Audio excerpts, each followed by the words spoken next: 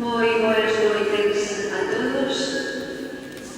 Benvidos a un concerto dentro do programa cultural Agral, organizado hai un pouco de eco, non sei como arranxar isto, separándome. Benvidos ao programa Agral desta Semana Santa de Viveiro 2023. Vamos a proceder á presentación deste concerto titulado Historia dunha paixón. Este eco queda así como moi dramático. Historia dunha paixón. Segundo o dicionario da Real Academia Galega, a paixón é un sentimento moi forte de atracción ao rexeitamento que perturba profundamente o ánimo e a razón. Hai outra acepción, con mayúscula, que está relacionada de xeito exclusivo, que alivio, co martirio de Xesucristo, pero tamén pode ser unha composición musical baseada nos textos bíblicos sobre a paixón religiosa. Certamente, a definición desta palabra polisémica abranga o contido completo deste concerto e dunha futura publicación que está a piques de saír do premio. Polo tanto, o título é moi acaído, así como tamén a idea de transmisión destes coñecementos tan ben amosados e tan ben interpretados pola banda municipal Polando de Viveiro. Compre entón felicitar tanto os autores como os editores por apoiar e difundir esta parte do patrimonio cultural e material da Semana Santa viveirense, a súa música. Valorar e rescatar o son da Semana Santa debería ser un obxectivo a ter en conta dentro do devandito patrimonio inmaterial, posto que se trata dunha parte imprescindible da celebración. Aínda que pertence aos nosos sentidos e lembranzas, non se materializara ou explicara do xeito que agora se vai a presentar con este concerto e despois coa publicación, amosándose deste xeito como un gran valor. Hai que destacar o labor de didáctica musical realizado.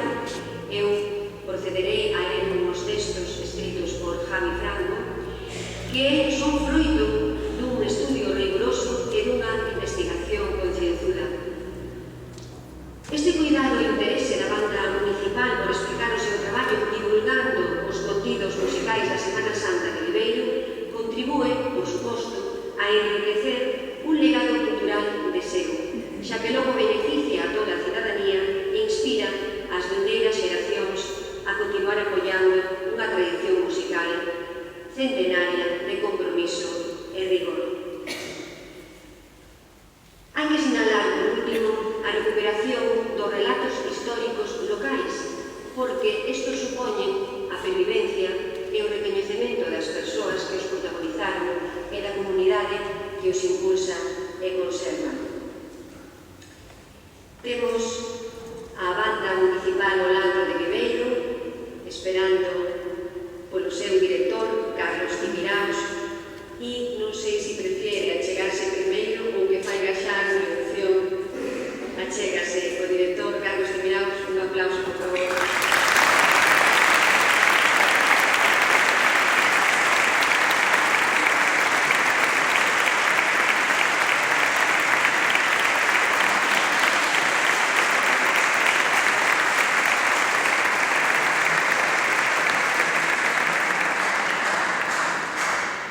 E entonces agora procedemos a comezar co concerto e vamos a presentar as dúas primeiras marchas seleccionadas polo director para este concerto do Adral. A primeira, Adiós para siempre, é unha marcha fúnebre de Higinio Cambeses Carrera. É unha persoa especialmente ligada ao pobo de Viveiro porque foi composta por un director da banda, o mestre lamense Higinio Cambeses Carrera, director de varias bandas galegas como a de Cuntis ou a de Ordes. Cambeses gozou tamén dunha grande fama como compositor, chegando a anunciar a súa arte, en revistas de tirada estatal como a madrileña Ritmo, que aínda está hoxe en circulación. Hixinio foi un activista republicano e candidato do Partido Radical Socialista nas eleccións de 1931 e sorprendeu o estalido da Guerra Civil sendo director en Viveiro. E debido ao seu compromiso político foi multado e encarcerado en sucesivas ocasións. Estes feitos deixaron unha marca profunda na súa saúde mental e, aínda que ao remate do conflito voltou á actividade profesional, a súa vida tería un tráxico final cunha morte con só 46 anos. Cambeses creou esta marcha fúnebre que se vai interpretar en primeiro lugar en honra á memoria do seu pai final, tal como reza na partitura original que inclúe esta dedicatoria. Ao seu inolvidable padre. Foi adquirida pola banda antes da Guerra Civil un custo de 5 pesetas e media, posiblemente durante a mesma estada do compositor na banda de Viveiro, é dicir, entre abril de 1933 e o golpe de estado de xullo de 1936, pero tampouco é descartable, como estudiaron Javi Franco e os compañeros da banda, que xa se interpretara por Juan Latorre Capón, que foi o seu predecesor no cargo e tamén unha figura capital no desenvolvemento das bandas populares da comarca.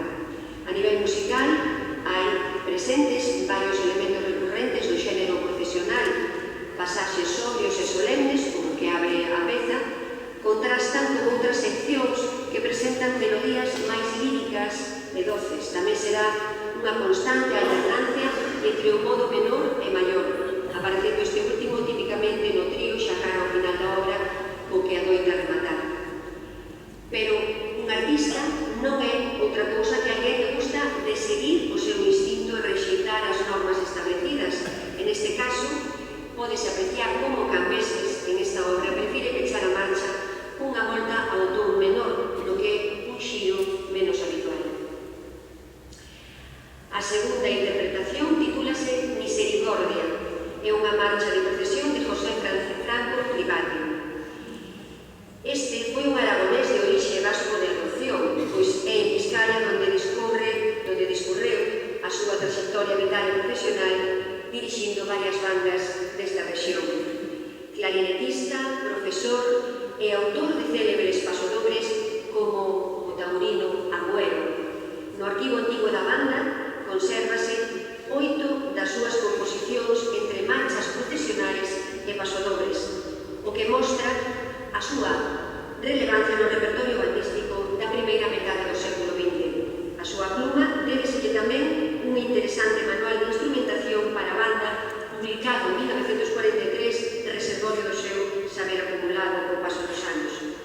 E un bo exemplo do seu talento é a peza que se vai interpretar, Misericordia, editada pola bilbaína Manuel Bellido e adquirida por 4 pesetas a través da Casa Elvit, tenda que na época tiña sede en Logroño e Donostia e onde tamén se compraron casualmente os instrumentos cos que a banda de exploradores iniciou a súa andaina musical alá polo 1917. Igual que no caso anterior, a chegada da partitura a Viveiro ubícase na década dos 30 do século pasado, unha pervivencia de case 100 anos que se explica gracias á súa innegable beleza. O autor, José Franco Ribate, emprega un estilo de escritura moi acorde ao seu tempo, onde se combinan as chamadas de trompeta que abren a obra con melodías de grande lirismo como a que percorre a primeira mitade ou a do optimista trío. É de destacar o artesanal traballo na conducción das voces graves que non se limitan a ser un monótono sostén da estrutura rítmico-armónica, senón que disfrutan de elegantes dibuixos a modo de contrapunto. E sin máis, cando queira o señor director, procedemos coa primeira parte do concerto.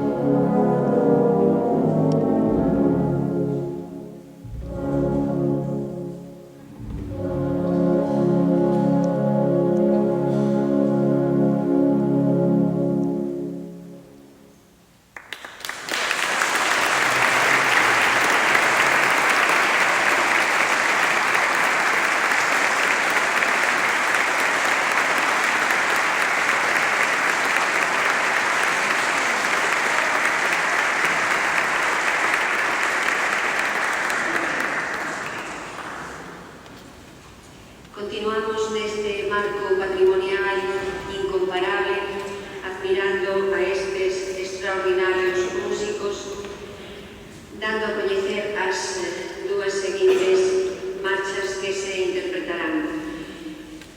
Unha delas, a seguinte, titúlase Ora pro nobis, unha marcha fúnebre de Ricardo Dorado.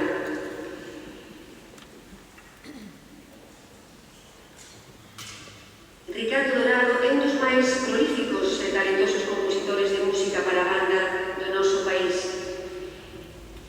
Coruñés, nacido en 1907, a súa vida está ligada ao mundo da música militar, formándose no Rexemento de Zamora e pasando por outras unidades análogas como o de Cantabria ou o de Borbón, xa con praza de instrumentista.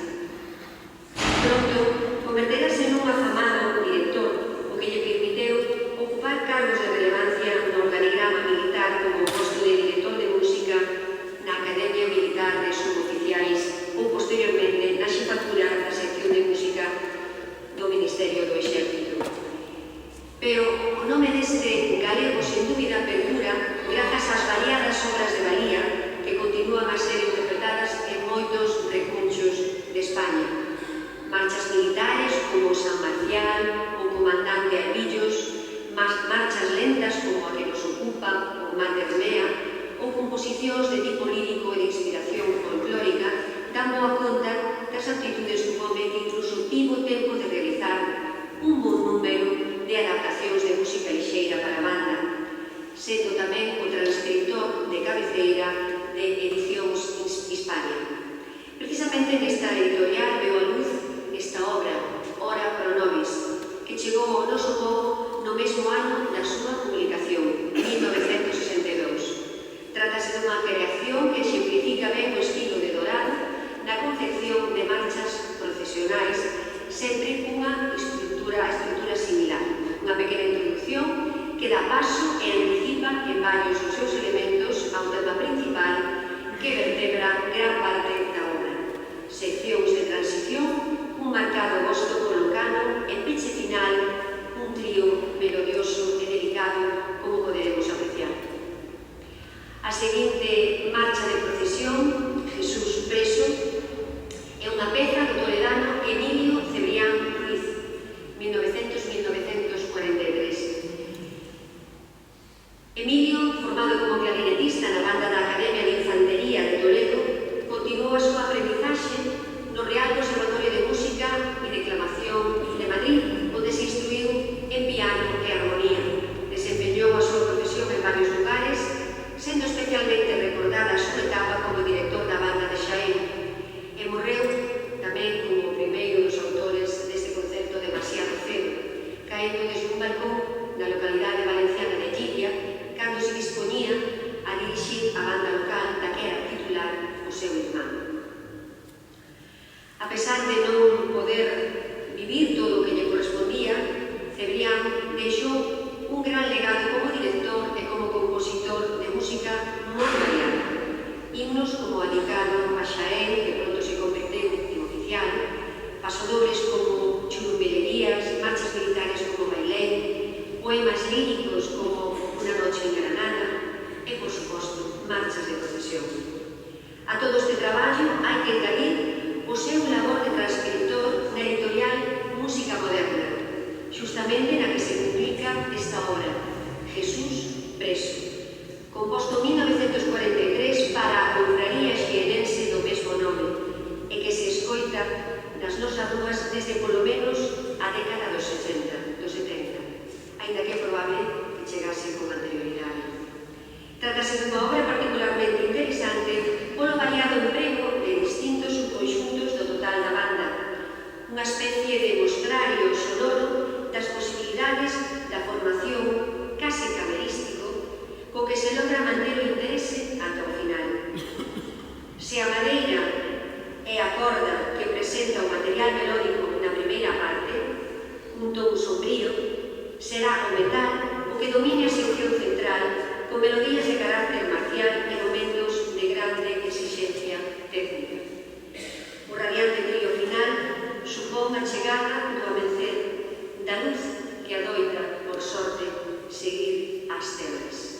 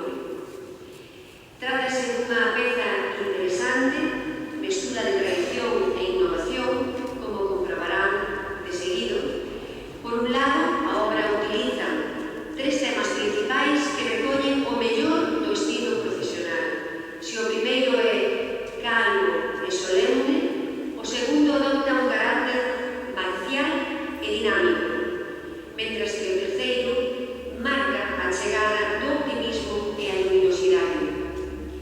Unha viaxe xa familiar a estas alturas que nos leva desde a tristeza do modo menor á esperanza final do relativo maior, nunha estrutura típica.